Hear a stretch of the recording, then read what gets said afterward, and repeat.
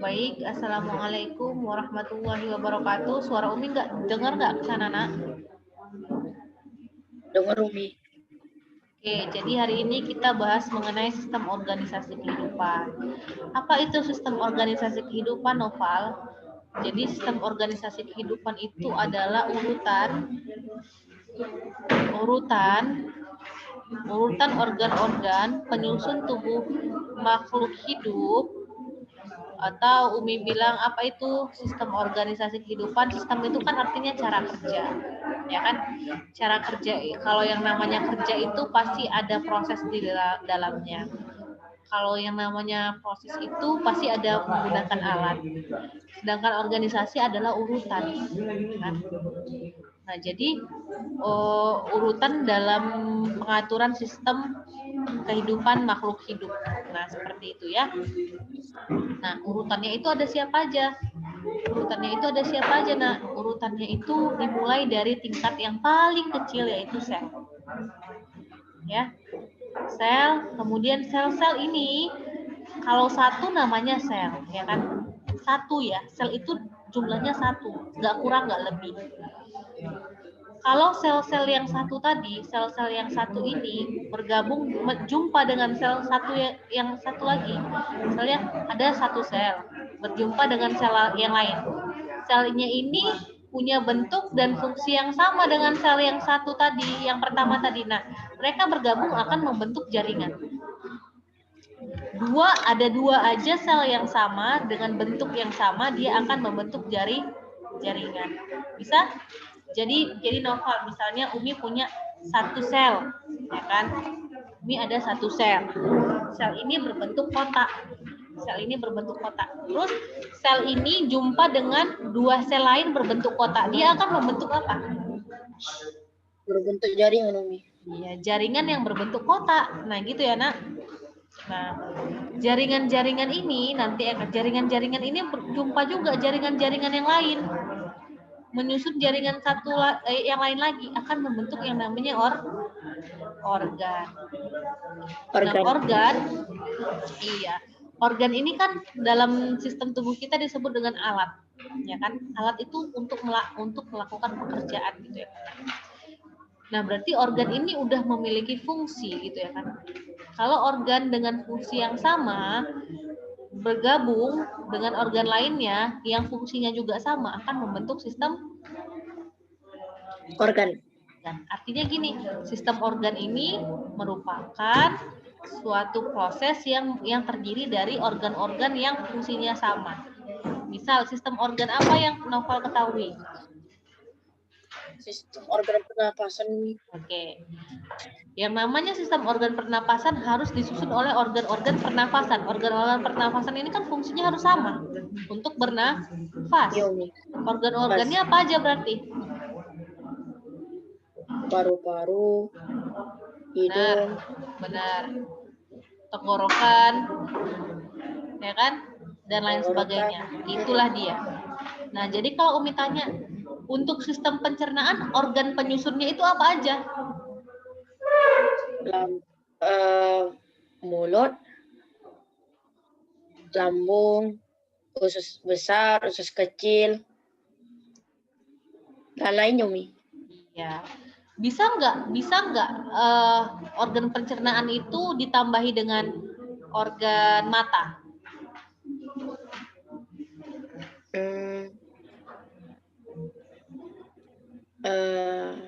Nggak bisa. Umi. Iya, karena mata fungsinya beda. Mata ini masuk ke sistem apa, Nak? Sistem penglihatan. Sistem indera, ya kan? Nah, jadi tubuh kita itu banyak sekali sistem organnya, ya kan? Sistem organ yang banyak itu kemudian terbungkus dalam satu tubuh yang disebut dengan organisme. Organisme ini adalah satu orang manusia atau satu jenis hewan atau satu batang pohon. Itulah dia organisme. Nama lainnya individu. Bisa, Nak? Bisa, Umi. Jadi Novel sendiri itu bisa disebut Individu. Kalau udah banyak, ada nopal, ada ade, ada ayah, ada mama, itu berarti individu. Populasi. Iya, populasi. Nah, itu dia urutannya ya. Nah, sekarang kita bahas yang paling kecilnya, nak. Urutan yang paling kecil, kita bahas mengenai sel. Apa itu sel? Sel itu dikatakan sebagai unit struktural dan fungsional terkecil makhluk hidup. Berarti dia ada struktur, ada bentuk, dan dia mempunyai fungsi, gitu ya kan? Kenapa dikatakan sebagai struktural? Artinya setiap makhluk hidup itu harus tersusun dari sel. Kalau nggak ada sel, bisa nggak makhluk hidup terbentuk? Tidak bisa, Umi. Iya, karena dia yang paling dasar, dia yang paling kecil ya kan.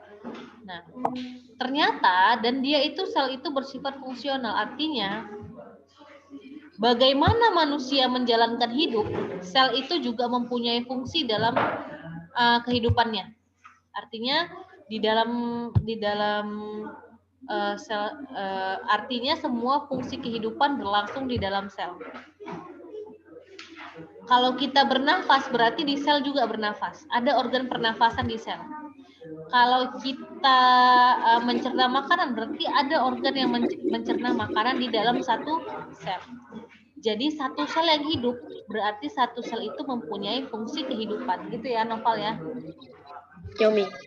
Nah, siapa yang menemukan sel pertama kali adalah ini, Bapak Robert Hooke. Ya, Bapak Robert Hooke. Nah, Robert Hooke inilah yang orang yang pertama kali menemukan sel. Tapi yang pertama kali dilihatnya itu adalah sel mati. Dari mana? Dari sel pohon gabus, ya, atau sel pohon ek, dari sel gabus, nah, gitu. Tapi selnya dia mati. Nah, jadi kenapa ya selnya kok yang dilihatnya mati? Jadi ciri-ciri sel yang hidup itu kayak mana gitu ya kan? Ciri-ciri sel yang hidup itu gimana gitu ya kan? Nah, kemudian ada ilmuwan-ilmuwan lain seperti Sladen, Squad, Rudolf Virchow. Mereka peneliti selanjutnya yang meneliti mengenai sel gitu ya, Nak. Ini dia, Nak, ternyata sel yang hidup itu harus membentuk 4 struktur gitu ya. Harus membentuk 4 struktur. 4-4-nya itu harus terdiri, dia sel yang hidup itu harus punya membran sel, harus punya sitoplasma, harus punya nukleus, harus punya organel sel. Gitu ya. Sel yang hidup itu dia harus punya membran sel. Apa itu membran sel? Yang namanya membran itu lapisan luar. Kalau lapisan luar fungsinya harus sebagai pelindung. Kemudian ada sitoplasma. Plasma artinya apa? Plasma ini artinya cairan. Sito artinya sel. Berarti sitoplasma ini apa? Cairan yang ada di dalam sel. Nah, yang dilihat Robert Hooke itu, Noval Aliasa, dia nggak ada sitoplasmanya. Sel itu nggak ada sitoplasmanya. Jadi sel itu hidup atau enggak? Mati, Umi. Ya, mati dia. Kemudian di dalam sel harus punya inti sel, nukleus ya. Harus punya inti sel atau nukleus. Apa fungsinya? Nukleus ini fungsinya sama dengan otak. Berarti fungsinya apa?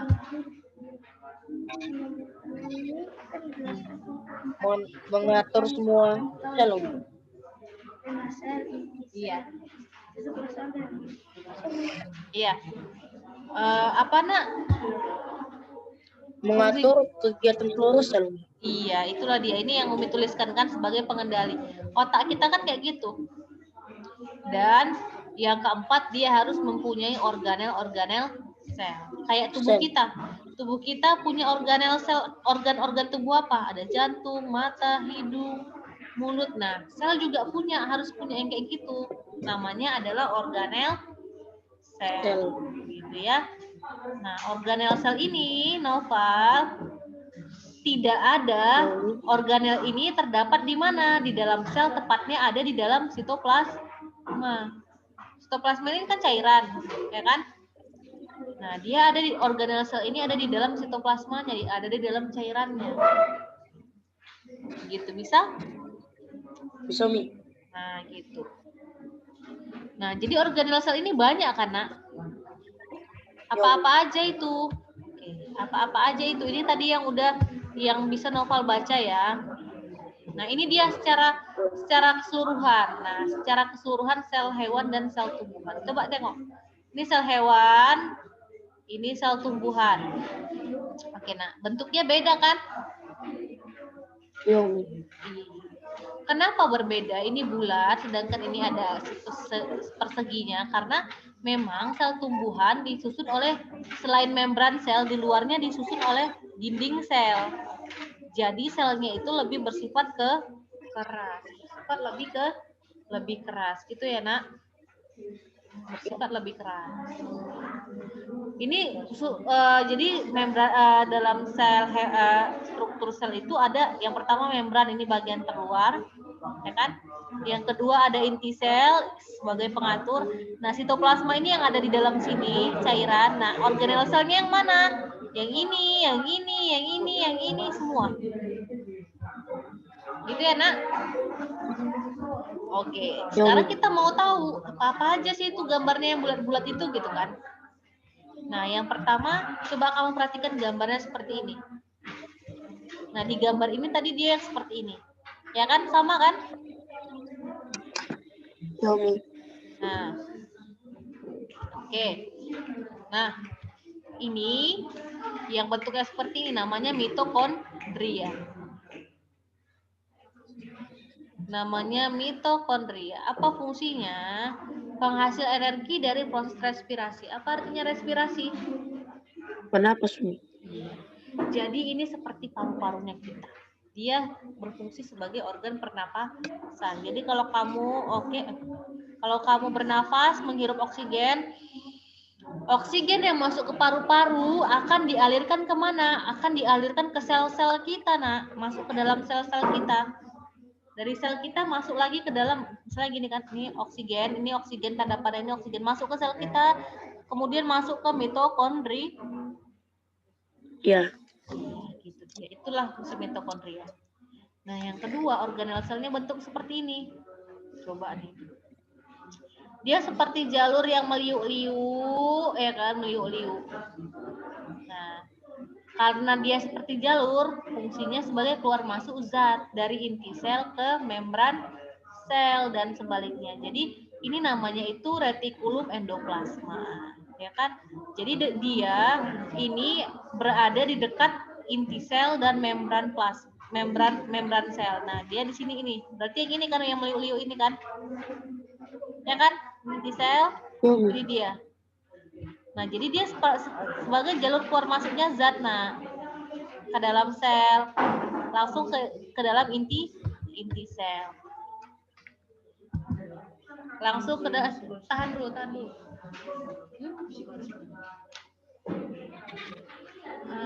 Kasih dulu sama Fatihah.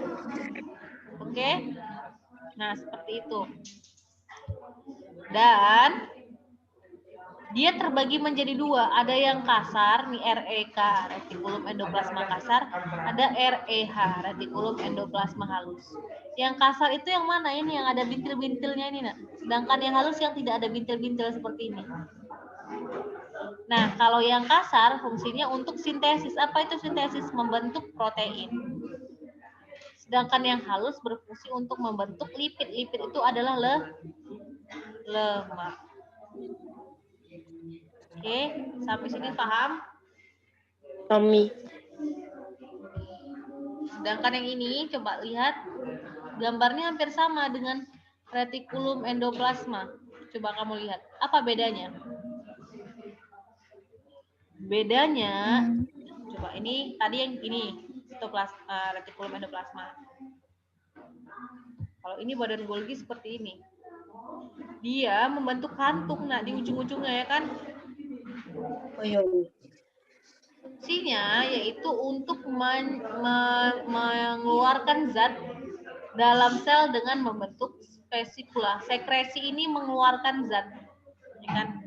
dia mengeluarkan zat-zat dalam sel atau menangkap zat-zat dalam sel dengan membentuk kantung-kantung ini. Nanti kantung-kantung setiap ujungnya ini akan terlepas menjadi bulatan-bulatan seperti ini, yang berfungsi untuk menangkap zat-zat yang